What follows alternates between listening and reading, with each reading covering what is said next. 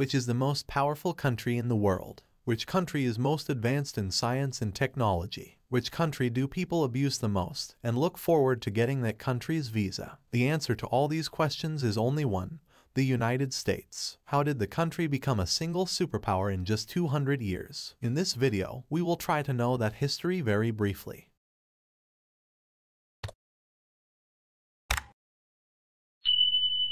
In 1492, colonization begins with the discovery of America by Christopher Columbus. Torture and land occupation of Native Americans and Red Indians began. In 1607, Britain establishes first colony at Jamestown, Virginia. America was originally colonized by Britain, Spain, and France. The Spanish dominated the Southwest, so Spanish is the majority language in Latin America. By this time, most Native Americans had been wiped out by European-brought diseases such as smallpox, measles, influenza, and continued persecution. In 1732, 13 separate British colonial states are created in the Americas. These 13 states later formed the independent United States of America. In 1776, George Washington, the leader of the independence movement, declared independence against Britain.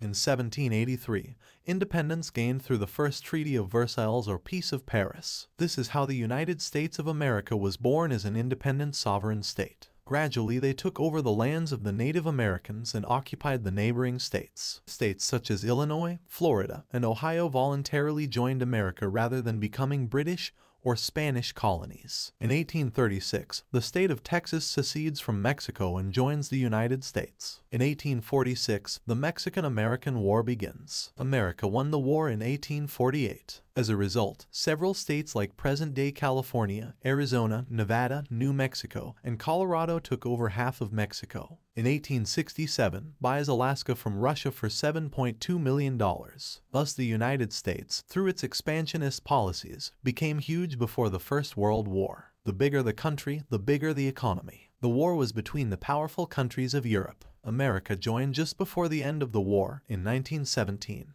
Many of their soldiers die, but the mainland remains intact. As a result, as the only country in the world, their economic growth continued even during the World War. America played the role of Big Brother in settling the world wars and rebuilding post-war Europe.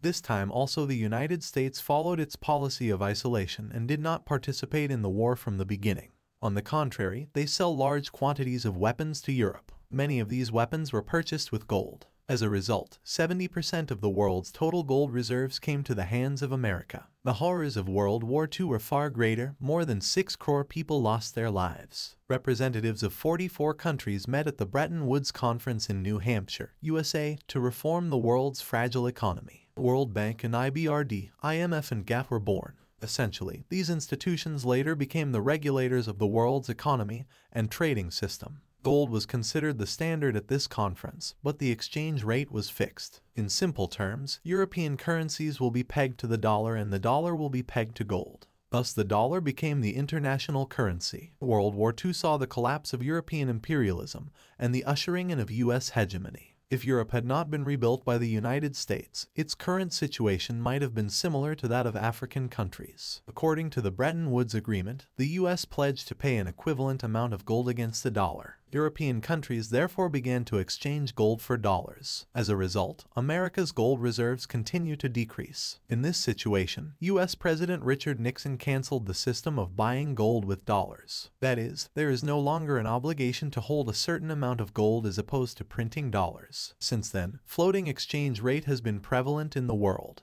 The whole world was shocked by Nixon's announcement, which is known as Nixon shock. The value of the dollar continues to fall. The Arab oil embargo in 1973 created a new crisis and accelerated the dollar's decline. But in 1974, Saudi Arabia signed a petrodollar agreement with America. That is, the only medium of oil trade will be the US dollar. In return, America will provide security and arms support to Saudi Arabia. Since Saudi Arabia was the single largest oil producer at the time, the rest of the OPEC countries decided to trade only in dollars. And this is how the US dollar became a powerful tool of the US. The Truman policy marked the official start of the Cold War. At that time, there were only 2 superpowers in the world, the United States and the Soviet Union. In 1949, the United States further consolidated its capabilities with the formation of NATO. The Cold War is basically a war of ideology and expansion of sphere of influence. Dollar diplomacy, gunboat diplomacy, secret assassinations, providing arms and money to a country's opposition or terrorist groups, propaganda, etc. By interfering in the internal affairs of other countries, the countries gradually became dependent on America. Steps like Truman Doctrine to keep Europe away from communism, Eisenhower Doctrine to protect freedom and integrity of Middle East were taken.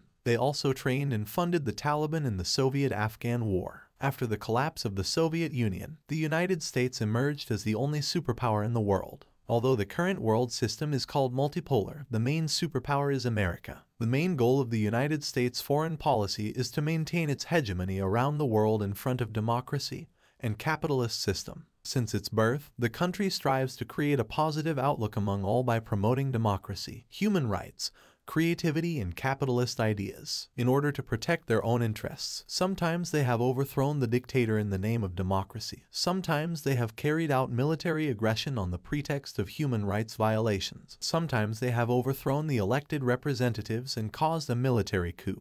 And they have put friendly countries in danger with the hope of friendship. Preservation of U.S. interests is their only goal. No matter which president comes to power, neocolonialism continues to expand its sphere of influence. Defense, diplomacy, and development, or 3D, is the basic foundation of U.S. foreign policy. America maintains influence in world politics through power politics. Their military budget is the highest. How much more of the top 10 states? The remaining 9 have more than their combined military budgets. In 2021 alone, the United States spent nearly $801 billion on the military. The United States has 750 military bases around the world.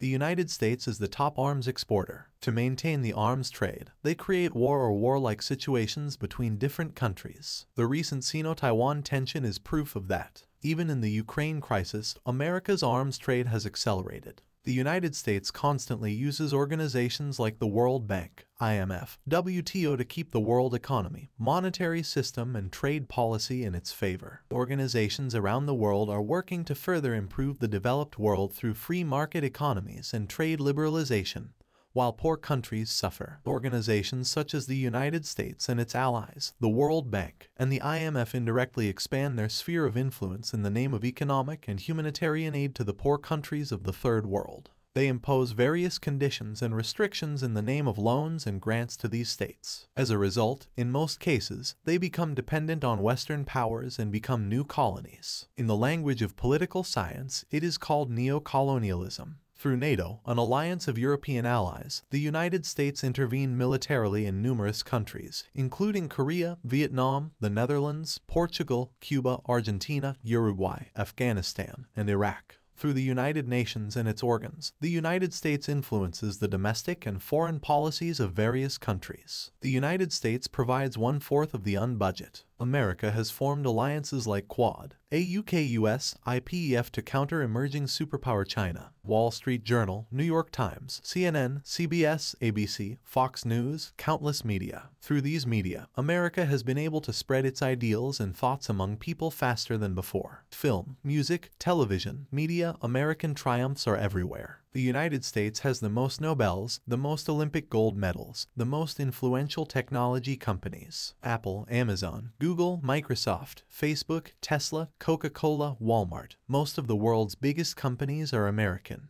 According to the World Bank, the United States spent 3.45% of GDP on research and R&D in 2020, or about $700 billion, the highest in the world. The United States has valued talent since its inception. Their immigration policy is also quite interesting in this regard. Although the world-famous scientist Einstein was a German, he became popular after coming to America. Elon Musk, the current richest man in the world, is a South African by birth, but all his achievements are as an American citizen. Google co-founder Sergey Brin was born in Russia to Russian parents. Even YouTube co-founders Jave Karam and Steve Chen are not American by birth. Every year, students and researchers from different parts of the world visit USA and get the opportunity to develop themselves. Using these geniuses, the US is strengthening its position in world politics. There is no doubt that America's imperialist policy is one of the causes of global unrest. Yet the impact and acceptance they have created worldwide through their ideological ideas like democracy,